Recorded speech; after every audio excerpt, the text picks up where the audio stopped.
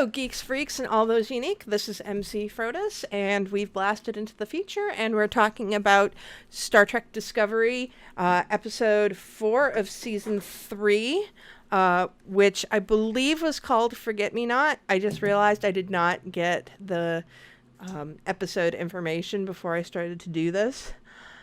This episode has been very interesting. People who have been watching my videos have probably noticed I look a little bit different today than I usually do. There's been a lot of emotions in the last couple of days, and I hope all of my viewers have been taking care of themselves. And this episode was actually very fitting in terms of its whole viewpoint. It was very affecting for me in a way that I kind of was not expecting. I didn't or not even just in terms of a Star Trek episode, just in terms of what I needed at the moment. So, I just, to start out with, I liked the beginning with the, medical officer's log from Culber. I do like getting more from Culber. He is one of my favorite characters. There's just something about Wilson Cruz's portrayal of him that I really like. He is just such a warm character that I really want to see more from him. And he's very important in this whole recognizing all of the pain that the crew is going through. And I feel like in this episode we've finally gotten confirmation as to what's going on with Detmer. Detmer is suffering from PTSD, and this is finally us addressing that and how Detmer feels about taking the ship into the future and her issues with Stamets. And we see Stamets and Tilly also having issues. And kind of everybody's having issues with each other, but the major issue is that they're just under all of this stress and all of this pain that nobody's been able to deal with. So we get this on like a ship-wide level, like the entire cast is suffering from this. But then we also get a microcosm of that with Adira, who, by the way, last time I referred to Adira by they pronouns. But since we are continuing to refer to Adira as she, I am going to switch over to she pronouns. As Jessie Gender pointed out, just because you are non-binary does not mean that you can't use she, her pronouns. And since that is how they are presenting Adira, that's how I'm going to be referring to her. But yes, Adira did represent a microcosm of what the entire Discovery crew was going through. And that was just immense pain that wasn't being dealt with. I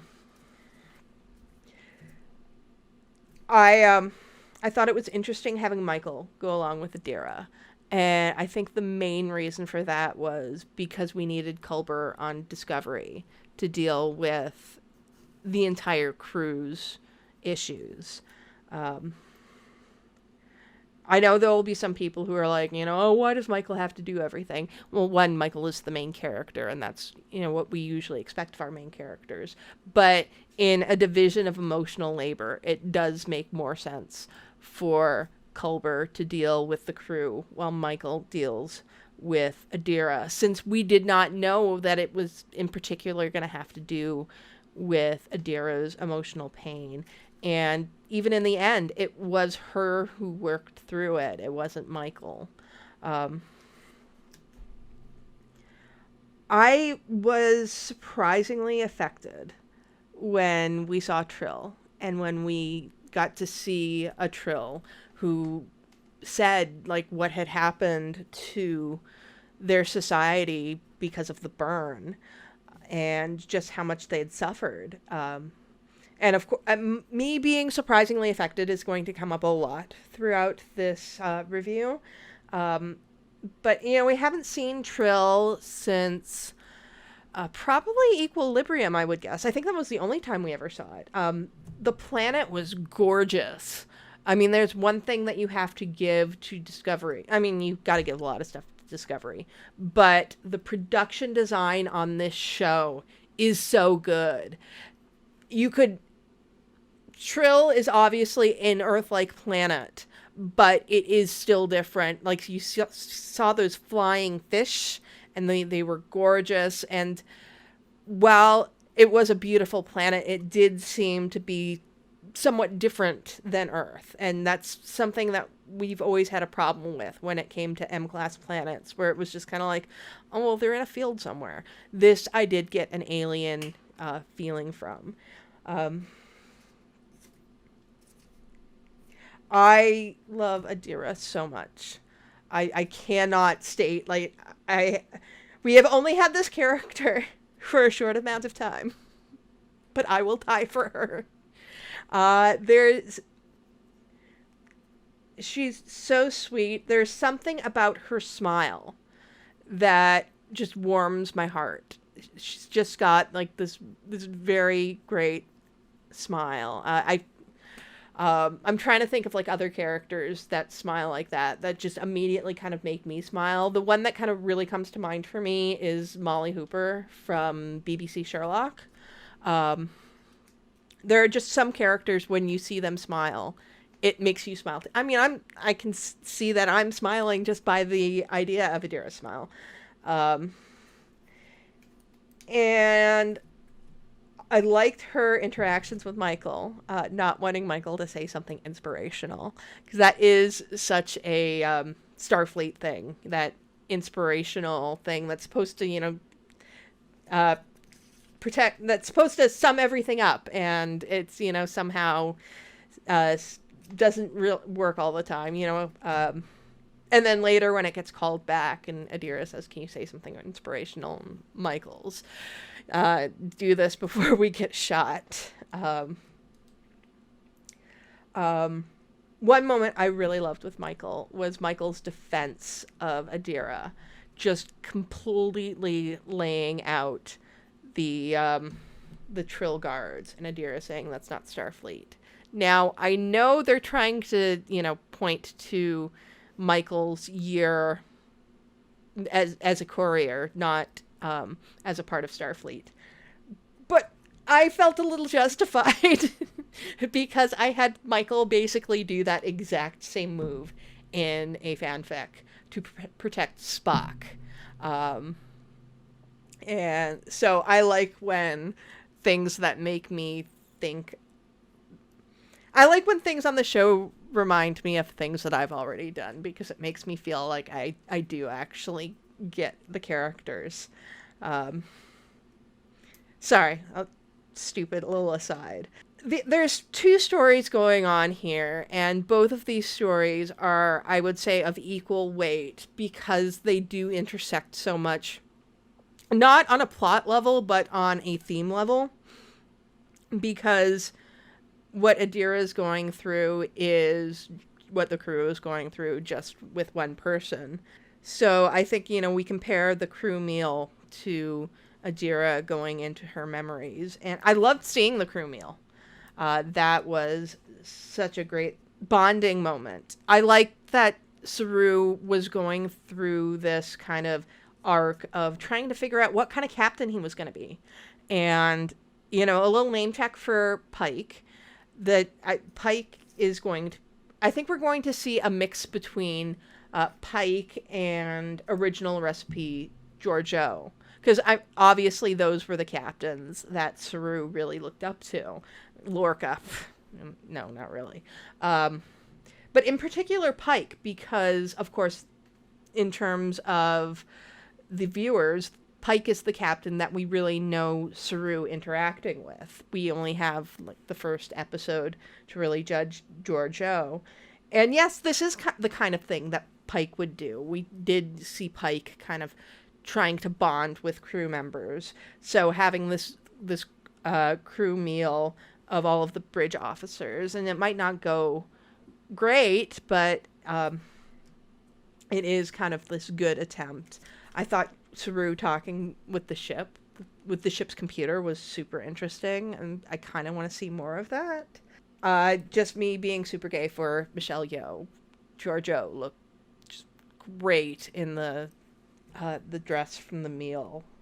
And yeah, we did see, like, we saw tension between Stamets and Tilly, but everybody kind of, like, with this family vibe of them doing the haikus, but then it goes bad when it gets to Detmer because of her PTSD. I think one thing we're going to get out of season 3 that we really haven't gotten before is we're really going to get a sense of family with Discovery. We've had little bits of it, but it's mostly been in relation to Michael. And now we're getting the interactions with each other. And I like that we're getting more of the crew that is not in the main credits. Of course, we have had people promoted into the opening credits. But there's obviously more that are just reoccurring. And the one thing with Discovery is that since they are now kind of stranded in the future, they're always going to be there. So it's almost like a Voyager situation where you are going to have the same sort of characters around. At least that's what should have happened on Voyager. I don't know how much it really did. But Discovery stayed fairly consistent with their reoccurring characters, and I would like to get to know them more, and I think that this is a sign of that. But I really am burying the lead with this. With the main crux of this episode is getting to the bottom of Adira's disconnection with the tall symbiont. And we find out that it's because we've heard about this character Gray that was going to be on this show. And we now find out that Gray was Adira's boyfriend and the previous host of the tall symbiont. And this is the part where it gets really hard for me, because I ended up bawling through this entire thing. They managed to create such a strong connection between Gray and Adira in just the few scenes that they had that in my notes, I'm just like, oh my God, is Gray dead? No, Gray can't be dead. No, don't let this happen, because I wanted us to be able to find Gray. I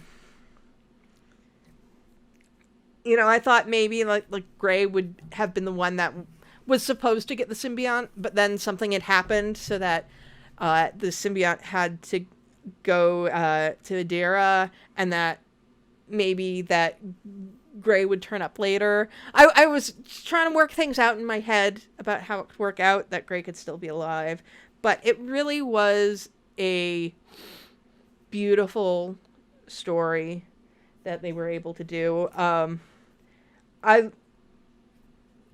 Just a small thing, but having Adira give Gray a quilt spoke very much to me, not only because I'm a quilter, but a quilt really seemed emblematic of the Trill, because you do have all of these pieces that are put together to make a whole, which really is representative of the Trill. Yeah, kind of at this point, my notes run out. And so I'm just gonna, I've been rambling already, but I'm gonna ramble just even more. This entire episode is about coming to terms with pain and the catharsis that comes from pain. And I did not realize how much pain I was in at the time. With everything that's been going on with the American election, with the politics, my stress level was so high, and I've been in such denial of the fact that my stress levels have been high. and hearing from friends of mine their stress levels and trying to, help them out and kind of taking their stress in as my own, that having this episode of Discovery about acknowledging that kind of stress and releasing it allowed me the opportunity to release all of this stuff that I was holding on to. Like, I mean, it had nothing to do with the Discovery episode. My stress is obviously very different from theirs, but just that they were saying that it's okay to allow yourself these horrible feelings, and just these beautiful stories that they put out with the pain of these characters, that in crying over them, I was able to cry for just the stress that I'd been going through. And by the time I was done, I felt so much better in a way that I haven't honestly in months, because there's just been so much going on. And it's really wonderful when a piece of television can just see into your soul like that.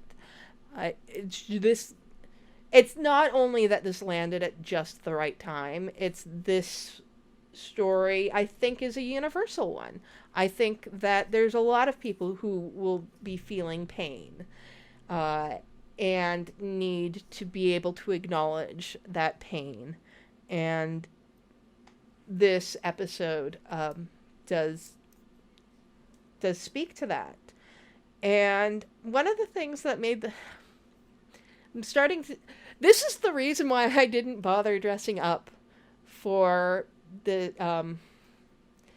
filming,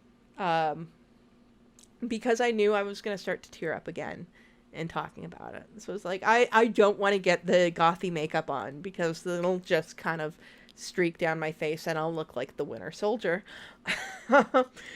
But having that release of emotion, that catharsis, and then at the very end having the entire crew to come together as family, but not only come together as family, but they come together watching a movie, and they came together watching a Buster Keaton movie, which Buster Keaton was my mom's favorite comedian. She loved watching Buster Keaton movies, and actually at her memorial service we had several Buster Keaton movies that we played on during the service for her. So, and also my mom was the one who introduced me to Star Trek in the first place. So kind of having this emotional breakdown, and then having the very end of the episode be my mom's favorite comedian show up in one of my mom's favorite franchises. It was just like this weird confluence of events where it was like, just kind of like,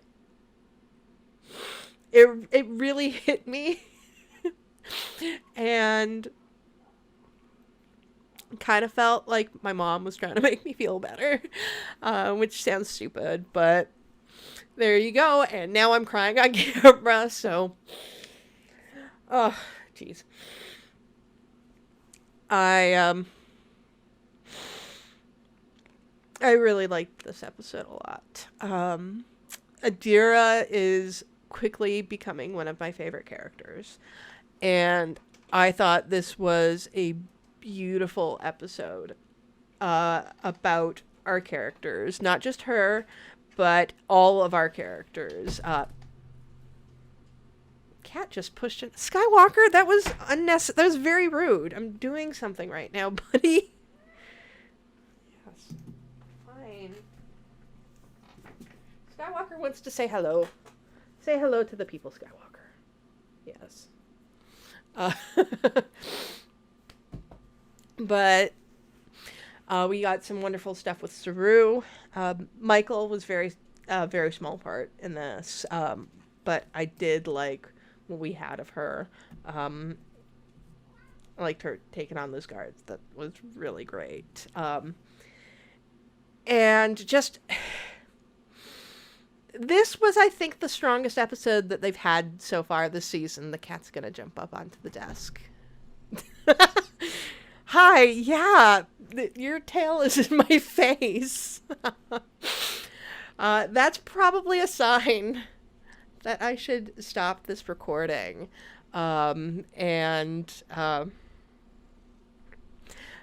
Just say that this was a great episode. This was one of the best that they've done this season. And this is probably one of my favorite episodes of Discovery. You're hitting the mic. This was hopeful in a way that people are often accusing Discovery of not being. And I'm here for it. I want more of it. I love this show. It's really great. So please comment below with what you thought of Forget Me Not. Please subscribe to my channel to see more Star Trek reviews, more videos of a lot of other stuff. Share this on social media. If you want to support me, you can go over to my Patreon for early access, exclusive videos, contribute to polls. Or you could also go to my TeePublic or Redbubble. I am not wearing one of my TeePublic or Redbubble shirts today, so you'll just have to trust that I have some really nice stuff there. But I do have my Starfleet Pride shirts. And so until next time, live long and may the Force be with you.